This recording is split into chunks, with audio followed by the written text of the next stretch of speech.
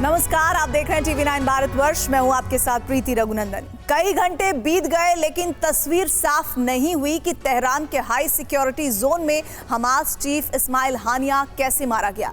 आज टीवी 9 भारतवर्ष हानिया की मौत पर छाई धुंध को हटाने की कोशिश कर रहा है। आज हम आपके सामने ऐसा इन्वेस्टिगेशन लेकर आए हैं जिससे देखकर आप चौंक जाएंगे। क्या आप सोच सकते हैं कि हानिया की मौत का ताल्लुक 2000 किलोमीटर के दूर बैठे हुए शूटर्स, आर्टिफिशियल इंटेलिजेंस और सैटेलाइट से है? क्या आप सोच सकते हैं कि हानिया की मौत का कनेक्शन 31 जुलाई यानी 31/7 के ऑपरेशन से है? अगर हम ऐसा क्यों कह रहे हैं और क्या है इजराइल का मिशन 27? तो आइए 31/7 की तारीख और नंबर 27 का सस्पेंस खत्म करते हैं और हमास चीफ हानिया के मर्डर से पर्दा उठाते हैं।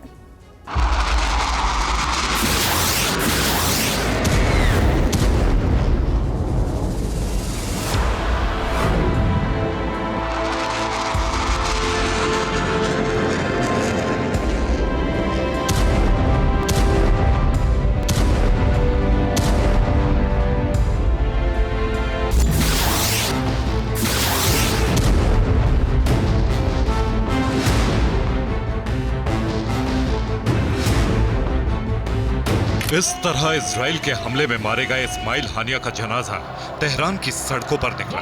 हानिया के जनाजे में हजारों की भीड़ थी। ईरान के लोग इजराइल के सर्वनाश हो जाने के नारे लगा रहे थे। एक ट्रक पर इस्माइल हानिया की बड़ी तस्वीर लगी थी। आगे हानिया का ताबूत था और उसके पीछे उस बॉडीगार्ड का ताबूत था जो इजराइल के रहस्यमयी हमले में इस्माइल हानिया के साथ मारा गया। यानी 2000 किलोमीटर दूर से इतना सटीक हमला हुआ कि 4 मंजिल की इमारत में सिर्फ इजराइल का सबसे बड़ा दुश्मन इस्माइल हानिया और उसका बॉडीगार्ड मारा गया। बाकी किसी को खरोच तक नहीं आई।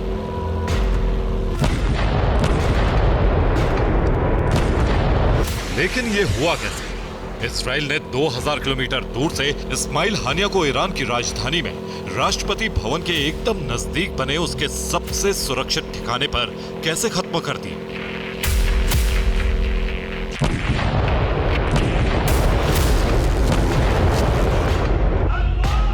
ये सवाल हानिया के जनाजे में शामिल होने पहुंची हजारों की भीड़ के साथ ईरान के सर्वोच्च नेता अयातुल्लाह अली खामेनेई और ईरान के नए राष्ट्रपति मसूद पेजेश्कियन को भी परेशान कर रहा है।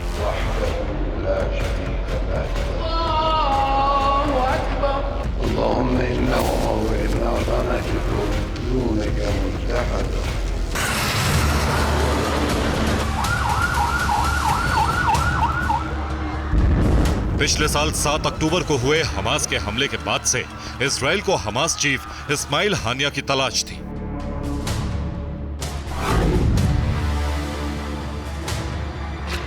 इजराइल ने गाजा की सुरंगों में छिपे हमास के लड़ाकों को तो चुन चुन कर खत्म कर दिया, लेकिन इस्माइल हानिया कतर और ईरान में बार बार ठिकाने बदल कर रह रहा था।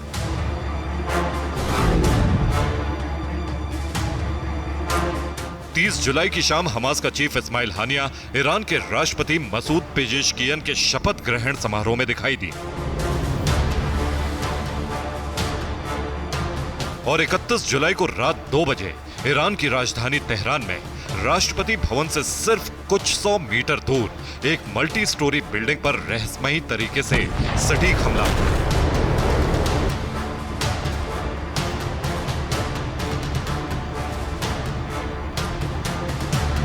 धमाके में मल्टी स्टोरी बिल्डिंग की सिर्फ वही मंजिल तबाह हुई जिसमें इस्माइल हानिया मारा गया।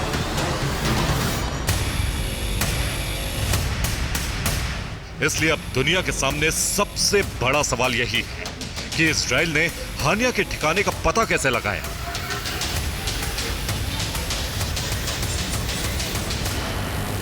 और फिर ईरान के एयर डिफेंस सिस्टम, वहां की सेना और इस्लामिक रेवोल्यूशनरी गार्ड कोर के अभेद्य सुरक्षा घेरे को भेदकर 2000 किलोमीटर दूर से इतना सटीक हमला कैसे किया?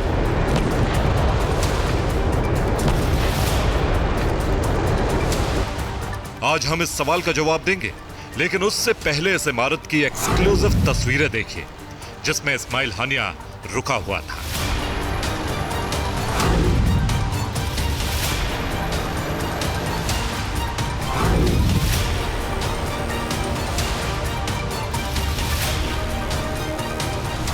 हानिया को किस बिल्डिंग में रहना है, किस कमरे में सोना है, इसकी जानकारी सिर्फ चुनिंदा लोगों को ही होती थी। लेकिन इजराइल ने इतनी गोपनीयता रखने वाले हमास चीफ की सटीक लोकेशन पता कैसे की और फिर हानिया के ईरानी सुरक्षा कवच को तोड़कर रात के 2 बजे कैसे उसे खत्म कर दिया। जब हानिया के इस ठिकाने की सैटेलाइट तस्वीर को ध्यान से देखेंगे तो इसकी पूरी जानकारी आपको मिल जाएगी।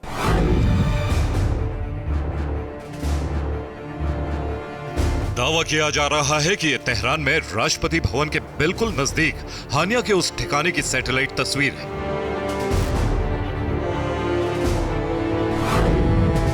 जिसे हानिया ने सबसे सुरक्षित समझा था। इस इमारत के आसपास सुरक्षा का 3 लेयर वाला घेरा था और बिल्कुल बीचों बीच वो इमारत थी जिसकी पहली मंजिल पर हानिया के साथ आया हमास का डेलीगेशन रुका था और दूसरी मंजिल पर हानिया और उसका बॉडीगार्ड सो रहा था।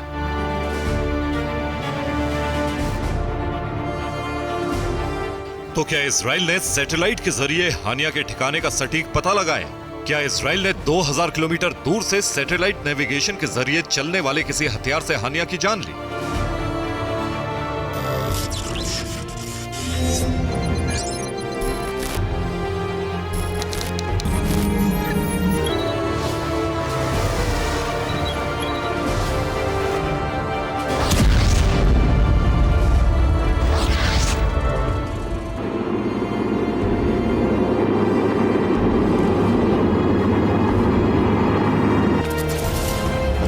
ऐसा होने की पूरी आशंका है क्योंकि इजराइल ने सैटेलाइट के जरिए अपने बड़े दुश्मन को पहली बार खत्म नहीं किया है। इजराइल इससे पहले कब कब ऐसा कर चुका है ये आपको बताएंगे, लेकिन पहले हानिया के ठिकाने की एक और तस्वीर देखिए।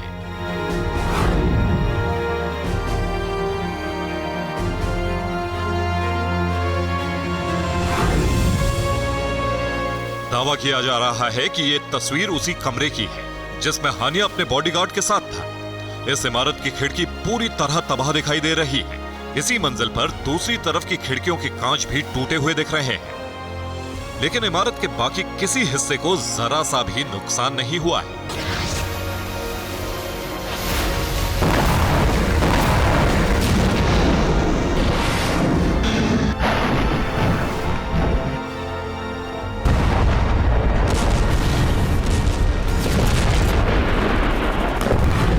सिर्फ उसी मंजिल को नुकसान हुआ जिसमें हानिया रुका हुआ था। यह तस्वीर चौंकाने वाली है। खिड़की के रास्ते दुश्मन पर बिल्कुल सटीक हमला भी पहली बार नहीं हुआ है। 2 साल पहले बिल्कुल ऐसा ही ऑपरेशन चलाकर काबुल में ऐसे ही एक हमले में अल कायदा के चीफ अल जवाहिरी मारा गया था।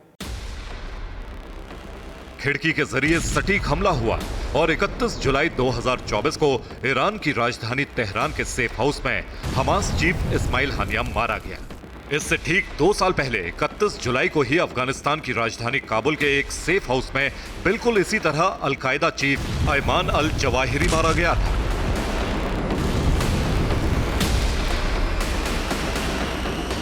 तो क्या हानिया की मौत का कनेक्शन 31 जुलाई यानी 31/7 के ऑपरेशन से है?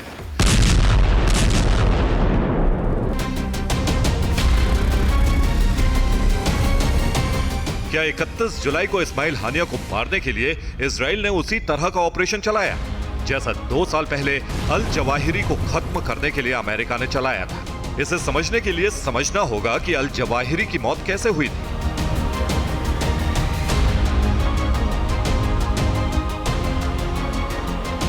2 मई 2011 को अमेरिका ने अल कायदा के सरगना ओसामा बिन लादेन को खत्म किया था, लेकिन इसके बाद अल जवाहिरी अल कायदा का चीफ बन गया।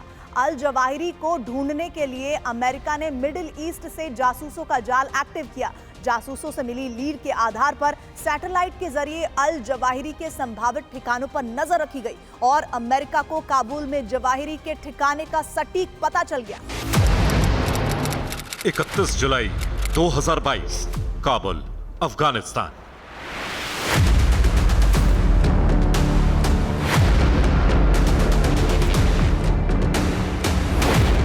पता चला कि जवाहिरी अपनी पत्नी और बेटी के साथ काबुल में ऊंची दीवारों वाले एक सेफ हाउस में रह रहा था। जवाहिरी के घर पर सैटेलाइट से नजर रखी गई तो पता चला कि जवाहिरी कभी सेफ हाउस से बाहर कदम नहीं रखता। लेकिन वो कभी कभी खुली हवा लेने के लिए बालकनी में आता था। इसी लीड के बाद जवाहिरी को उसकी बालकनी में ही खत्म करने की प्लानिंग की गई।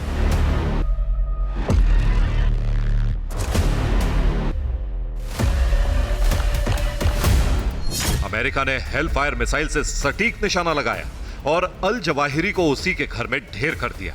यह ऑपरेशन इतनी सफाई से अंजाम दिया गया कि जवाहिरी के अलावा और किसी को खरोंच भी नहीं आई।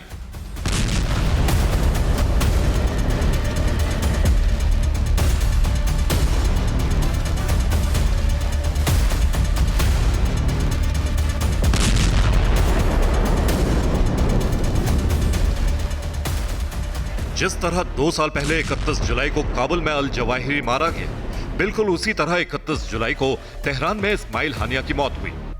दावा किया जा रहा है कि इस्माइल हानिया पर हमला खिड़की के जरिए हुआ। इजराइल के ड्रोन ने सटीक मिसाइल दागी और इस्माइल हानिया और उसका बॉडीगार्ड मारा गया। इमारत में रुके किसी और को खरोंच तक नहीं आई।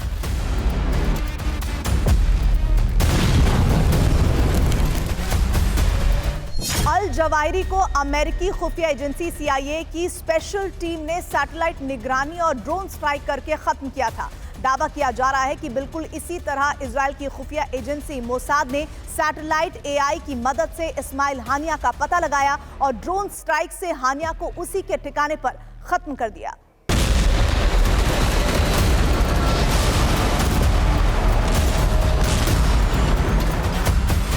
इजराइल की नजर में ईरान एक ऐसा देश है जो उसे मिटाना और खत्म करना चाहता है और उसके लिए सबसे बड़ा खतरा है। इसलिए इजराइल सैटेलाइट और AI के जरिए पहले भी ईरान पर बड़ा हमला कर चुका है।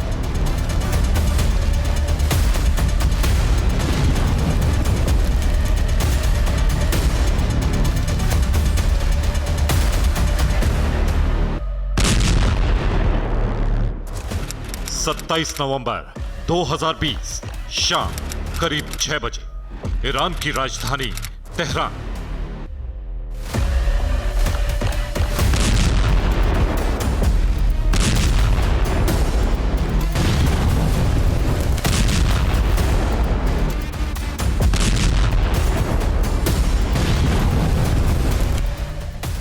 तेहरान के हाई सिक्योरिटी जोन से 5 ब्लैक गाड़ियां गुजरती हैं। अचानक एक गाड़ी पर जबरदस्त फायरिंग होने लगती है।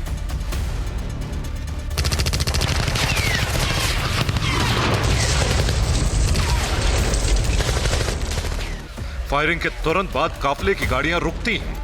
इसी वक्त सड़क के किनारे खड़ी एक पिकअप वैन में धमाका होता है। जब धमाके का धुआं छटता है तो पता चलता है कि ईरान के सबसे बड़े न्यूक्लियर साइंटिस्ट मोहसिन फकीरजादे की मौत हो चुकी है।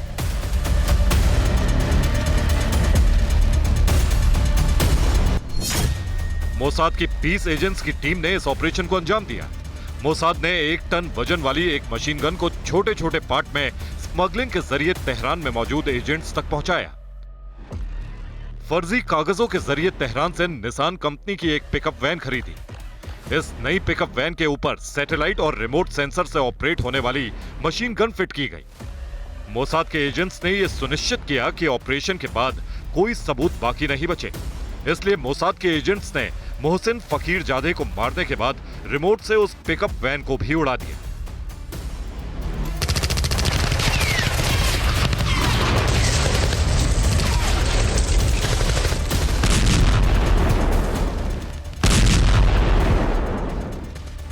ईरान के सबसे बड़े साइंटिस्ट की मौत के पीछे इजराइल की खुफिया एजेंसी मोसाद थी। मोसाद के जासूसों ने 8 महीनों तक मोहसिन फकीरजादे की हर मूवमेंट की रेकी की और उसके बाद ईरान के न्यूक्लियर प्रोग्राम पर ब्रेक लगाने के लिए ऐसा प्लान बनाया कि दुनिया हैरान रह गई।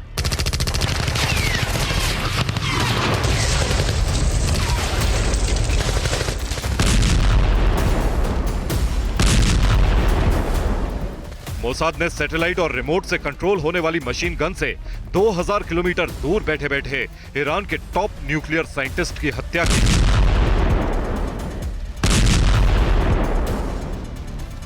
तो क्या बिल्कुल इसी तरह 2000 किलोमीटर दूर से इजराइल ने एक बार फिर ईरान में बैठे अपने सबसे बड़े दुश्मन को ढेर कर दिया है?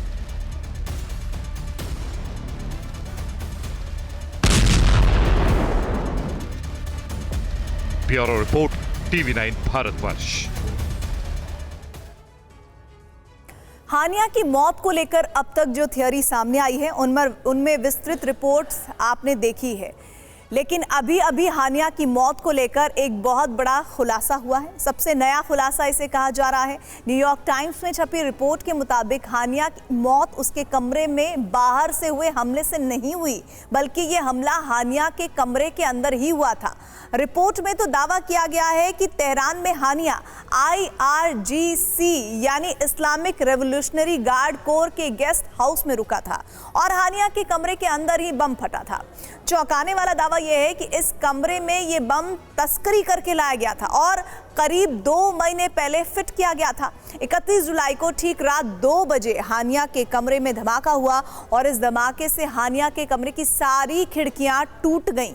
लेकिन ये बम इतना सटीक था कि बगल के कमरे में मामूली सा ही नुकसान हुआ और उसमें रुके इस्लामिक जिहाद से जुड़े नेताओं को खरोच भी नहीं आई। धमाके के बाद तुरंत बाद में इस्लामिक रेवोल्यूशनरी गार्ड कोर ने मदद पहुंचाई और धमाके के 10 मिनट बाद ही वहां मेडिकल टीम पहुंच गई थी। मेडिकल टीम ने देखा कि धमाके से सिर्फ हानिया की मौत हुई थी। हानिया का बॉडीगार्ड उन्हें वहां बेहोश मिला था। बम धमाके के करीब 4 घंटे बाद IRGC ने हानिया और बॉडीगार्ड की मौत की खबर दी। मोसाद के लिए हानिया को टारगेट करना क्यों आसान हो गया और कैसे मारा गया हमास चीफ, जरा इसे भी अब आप समझ लीजिए। दरअसल हानिया जब भी तेहरान आता था तब उसी गेस्ट हाउस में रुकता था। मोसाद ने इसकी पक्की जानकारी इकट्ठा कर ली। न्यूयॉर्क टाइम्स की रिपोर्ट के मुताबिक ये भी बताया गया कि मोसाद को हानिया के तेहरान में लोकेशन मिली तो वो एक्टिव हो गया। खास तरह के बम स्मगल करके तेहरान लाए गए, फिर उसे हानिया के कमरे में फिट किया गया। ये बम ऐसा था कि जो अब तक 31 जुलाई की रात को फटा वो सिर्फ हानिया की ही जान ले सकता था, जबकि उस कमरे में उसका बॉडीगार्ड भी मौजूद था। बॉडीगार्ड की अस्पताल में मौत हुई और खास बात तो ये है कि बम ब्लास्ट में हानिया के बगल वाले कमरे को बेहद मामूली सा नुकसान हुआ। तो आप समझ सकते हैं कि मोसाद अगर किसी की जान का दुश्मन बनता है तो कितनी बारीकी से टारगेट का सफाया करता है। ऑपरेशन गाजा के तहत इजराइल ने इसी तरह अब तक 27 दुश्मनों को ढेर किया है।